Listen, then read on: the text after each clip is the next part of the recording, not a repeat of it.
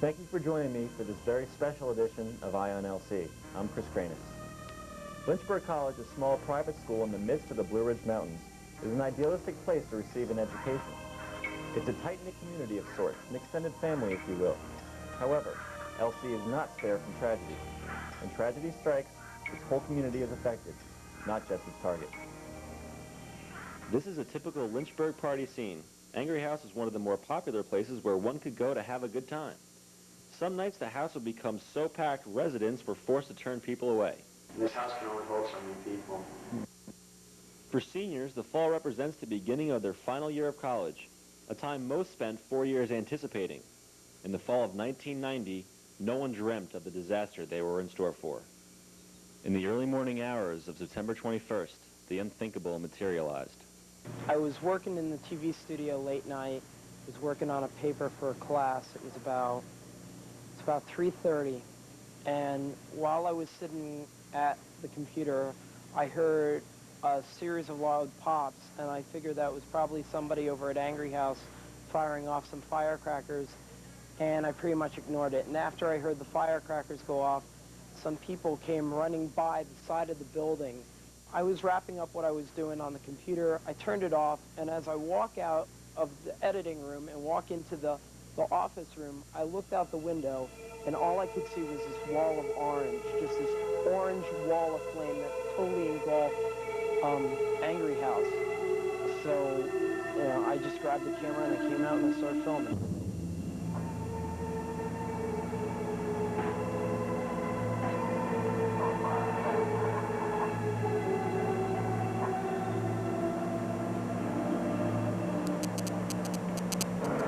Flames consumed Angry House. Its residents fled the premises, leaving behind all their possessions and valuables. What they were not aware of was that freshman Rachel Blair was asleep on a couch in the basement. We all went through the back window and went on the roof. And luckily, like, we were waiting for people to rescue us, but like there's nobody around and there's flames going everywhere. So what we do is, luckily there's a porch in the back of the house where it's like only a 5-foot drop. So it was easy for us to climb off the roof onto the porch. And then after we got off the house, and all of a sudden, the fire trucks came and everything. And then they, luckily they got the house on fire. But right now, I don't own anything. I don't know what I'm going to do, where I'm going to live. I don't know if I'm going to finish the semester. I mean, all my books are gone. All my notes are gone. I have no keys, no wallet. I mean, my car's fine, but I have no way to drive it right now. But that's nothing. I found out that a freshman girl named, what's her name? Rachel Blair. Rachel Blair died in our house. The disaster at Angry House did not escape local news. CBS affiliate WDBJ7 covered the event as their leading story. A prank involving firecrackers, possibly bottle rockets, may have caused the fire that killed a Lynchburg College freshman gutting an off-campus student house early this morning.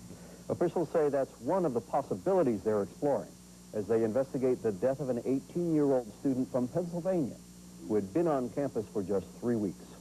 Richard Rial has the story. A smoke alarm saved the lives of 6 members of Sigma Mu Sigma who shared the building known as Angry House on Thomas Road across from the Lynchburg College campus.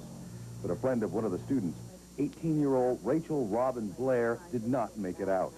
Students say Blair, who lived on campus, was visiting a friend, Jim Crawford, then fell asleep on a downstairs couch while Crawford and his housemates slept upstairs. The freshman from Windmore, Pennsylvania, was alone on the first floor when the fire broke out on the porch of the wood-framed house about 3:30 this morning. The male students escaped, some by crawling onto a roof, but they were unable to rescue Blair, who was burned beyond recognition. Authorities are investigating reports some people had tossed firecrackers at the house before the blaze started. I heard some firecrackers. It sounded like firecrackers or rockets or something like that. I didn't know exactly what it was. And some kids running down the street laughing. Conklin, a member of the campus TV crew, then shot this video of the house engulfed in flame as more than 30 firefighters arrived on the scene.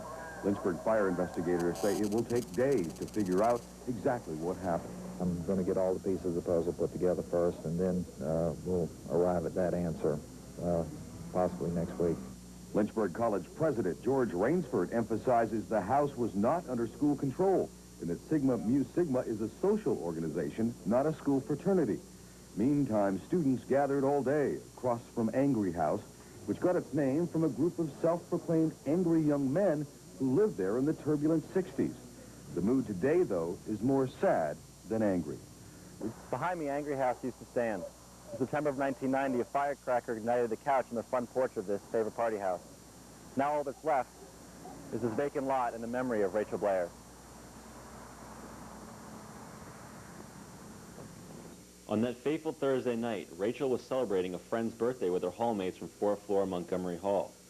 In an interview done with INLC, Rachel's friends discussed the closeness of their relationship. New York, and we went to the restaurant, and it was just like a great evening. We got back, and on the way home, in the car, Stand By Me came on, and we just started all singing it all at once, and we just like told each other how much, how great this was, how great school was going.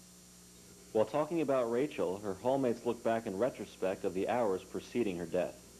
She came in and she had her bags, she had her books, and she had some clothes with her. We're like, where are you going? And she's like, I'm just going to go to Angry House. And we thought nothing of it because she'd done it before, just to sleep because she wanted to get away. And she was like, come with us. So Jen and I were like, okay. So we don't know what we were thinking. We left.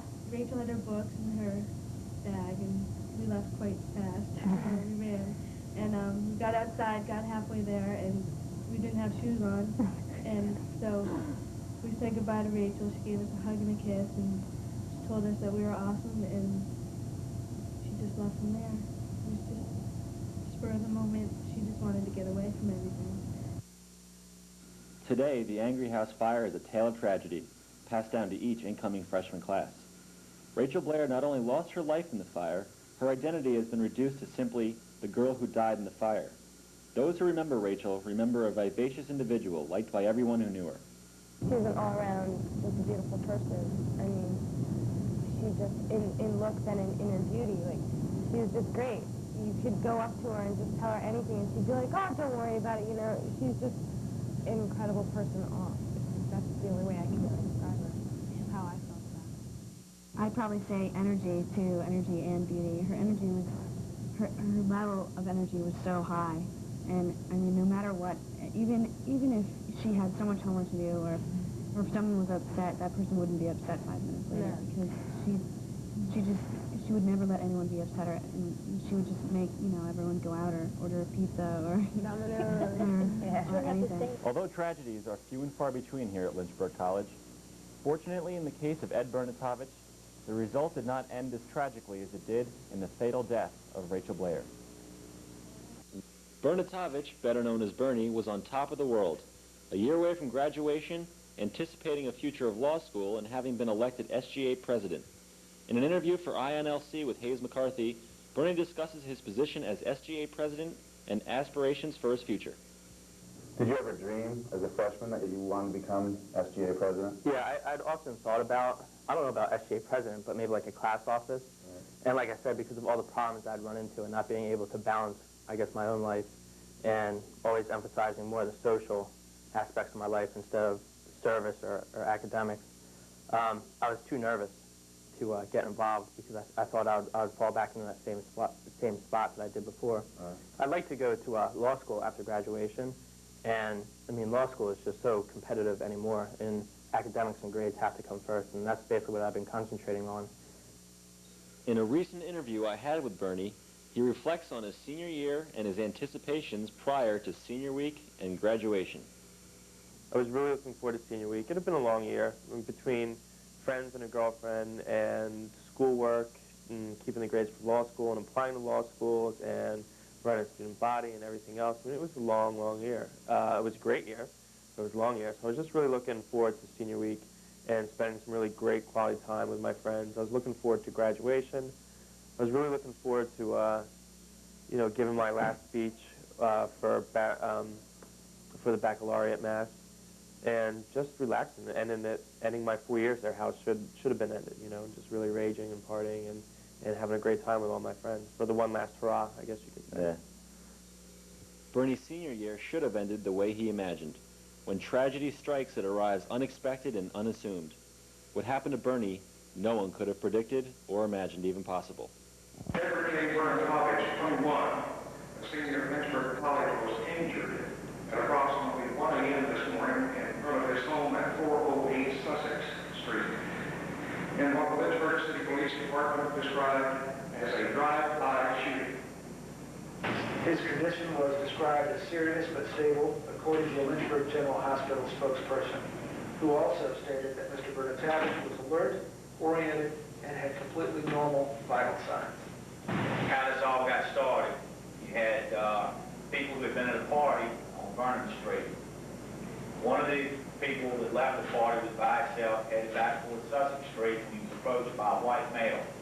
This white male was described as wearing a black leather jacket, a white t-shirt, had 2 gold neck chains on, had a earring in his left ear, had black hair, and his hair it was either wet or it used some type of hair cream somewhere. It looked wet.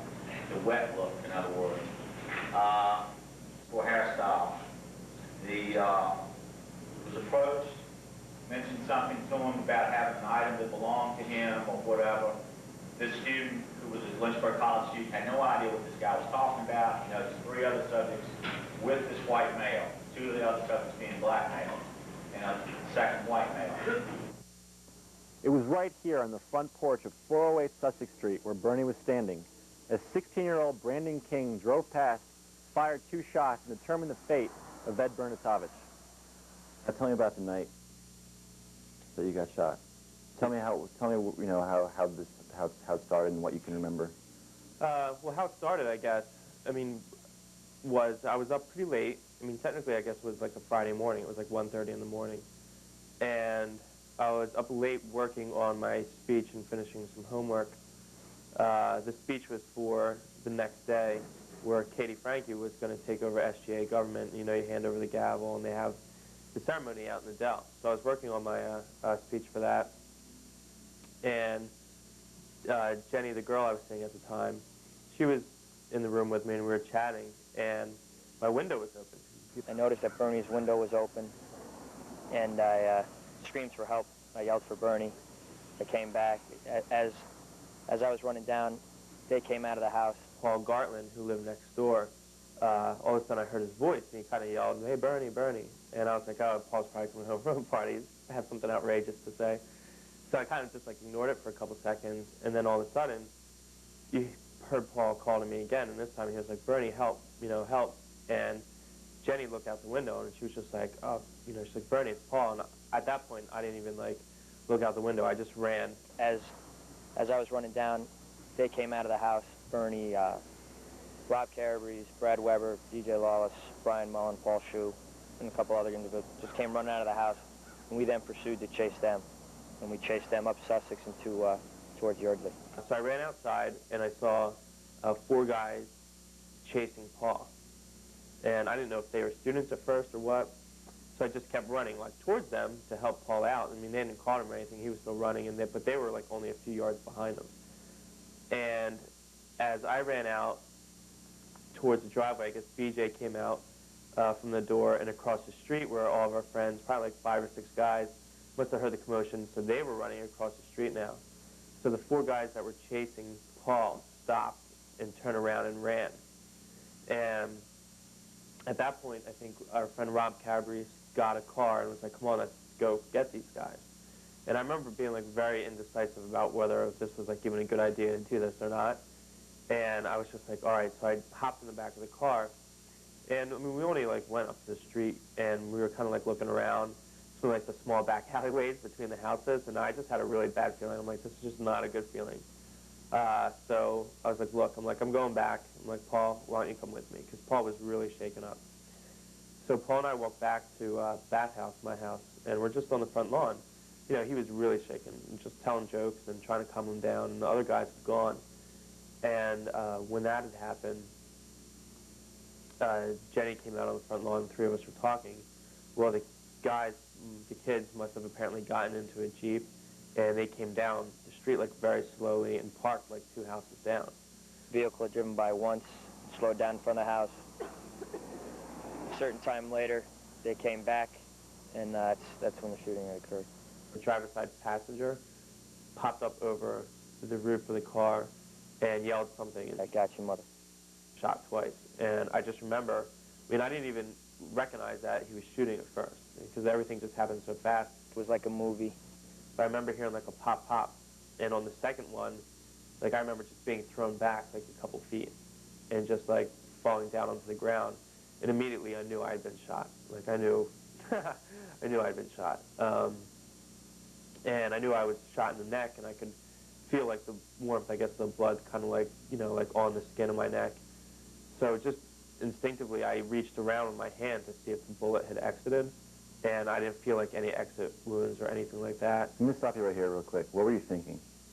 Ooh, it was, I mean, it's hard to explain. I mean, I had like all sorts of thoughts going through my mind, like each happening like within seconds. And I mean, at first I just remember reaching back and feeling no bullet hole. And then I remember Paul, like just seeing Paul's legs run by me into the house and heard him like pick up the phone and like, you know, dial for 911. And at that point I was like, good. I'm like, that's good, Paul. I'm like, don't worry about me, just get the ambulance here. I was like, that's smart. And then after that, he came out and you could hear other people coming back. And basically, like at that point, I thought I was going to die because, I mean, I'd never seen anybody get shot before or anything like that, but I just didn't think it was that good of a sign getting shot in the neck. I mean, in all the movies, if somebody gets shot in the face or the neck, usually they die. Paramedics arrived and took Bernie to Lynchburg General Hospital. He was then transported by helicopter to UVA Hospital in Charlottesville. While Bernie was undergoing tests, Lynchburg police caught 16-year-old Brandon King. I asked Bernie how he felt about King's arrest. It made me feel very good. I mean, you know, I mean, it's just such a messed up thing to do. That, you know, I was hoping that he was caught and that they were going to try him as an adult and that justice would be served, which it was in the end. Brandon, as I understand it, has not had an easy life himself. His father had left, mother had left him, I guess. He was being raised by his grandmother, who I think was, they told me was kind of like an alcoholic or drank a lot or something like that. But I think he had been like sexually molested out on the streets and stuff. And, you know, I'm sorry. I really am that he's had that type of life. But he did something that was a very adult act at the age of 16 where he took a gun and decided, well, first of all, when they just decided that him and his four friends decided it'd be fun to go beat up a college student for no reason. Mm-hmm. You know? I mean, it's just punkish to begin with. And then he did a very adult thing, but he's got to pay for it, you know? Once UVA doctors had a chance to examine Bernie and conduct a series of tests, a diagnosis of his condition was determined. The bullet that entered the front of his neck completely severed his spinal cord, confining him to a wheelchair for the rest of his life. Bernie uses an analogy which exemplifies the effects of his injury. Basically, I mean, in a very simplistic way, because it is more complicated than this, but in a very simplistic way, you could look at it by just saying you have a cable connection going from the socket to the TV, and somebody took a scissors and just completely cut through the wire from the socket to the TV. Now, obviously, the TV is not going to work anymore, because there's no way for any sort of messages or connections to get through. And that was the same way with the bullet severing my spinal cord. While Bernie began his rehabilitation at McGee Hospital in Philadelphia, Brandon King stood trial as an adult for malicious wounding, use of a firearm in connection with a felony, and discharging a firearm from a motor vehicle. King was ultimately convicted on all 3 counts and is currently serving 50 years in prison. In an interview done in the fall of 1994, Bernie and his father both comment on the verdict. I'm very happy about the outcome of the trial. You know, he got what he deserved. It showed that the system worked this time. I think the verdict is good. I mean, he got convicted on all 3 counts. You can't ask for much better than that. I think it was a very fair verdict. I'm very proud of the jury because I think they took into account all of the evidence that was presented. It could have been very easy for them to render a different verdict because of the fact that we're from out of state and they had a hometown boy here. But they did look at the evidence, and I think the system worked. And I think they did themselves and the community in the city of Lynchburg a real big favor. After 3 months of rehabilitation, which consisted of physical therapy, occupational therapy, and wheelchair maneuverability, Bernie set forth to continue on with his life, which led him back to Lynchburg College, not as a student, but as an employee. I work in academic computing, And my main function is I'm going to be writing grant proposals to some corporations and to computer manufacturers to help finance a project that academic computing will be working on, and that is to have the dorms be networked into the rest of the campus. Bernie's return to Lynchburg College was eagerly anticipated by both friends and faculty. A room on first floor Hunley was remodeled to accommodate wheelchair accessibilities. It really made me feel welcome because it's definitely the poster, definitely all the cards welcoming me back were just great. And it was time to, get back on with things and put some closure to stuff that was there and start the new life and start to get ready for law school and really work. I mean, I really felt that it was time to work, and both physically and mentally, to get myself back to the point I needed to be to try to tackle law school. And tackling law school is exactly what Bernie did, accomplishing his lifelong dream. All right, so you're at Lynchburg, and you're doing your job, and all of a sudden, boom, you get a letter in the mail. Villanova Law School. From Villanova Law School, yeah. Here you are. Yeah. You're doing the law school thing. Yeah, I'm doing the law school thing in Villanova Law School. I'm glad I am doing the law school thing. Anybody think about doing law school? Don't do it. No. I mean, it's pretty hellish itself. But, you know what you're getting into. I knew what I was getting into. I mean, I knew it was going to be tough, and I knew it would seriously crimp my social life and everything else. But it's still really what I wanted to do. Not so much that you want to be a lawyer. I mean, yeah, I think being a lawyer would be great, and practicing law, and I know I will do that. But the one thing I love about a law degree, well, first of all, I love to study law. It's very interesting. But the one great thing about a law degree is it leaves a lot of options open. It opens up a lot of doors for you. You can do a lot of different things with a law degree. And I like that idea about it before my injury, and I like it even more now because, like I said, I mean, being in this condition, it leaves open a lot of possibilities for me where I'm not stuck into one sort of job or position or something like that. With if you're going to go and get a professional degree, you can do a lot with that professional degree. Bernie serves as Secretary of the Honor Board in his second year of law school and plans on graduating in the spring of 1998. According to Bernie, life is good. Feel good.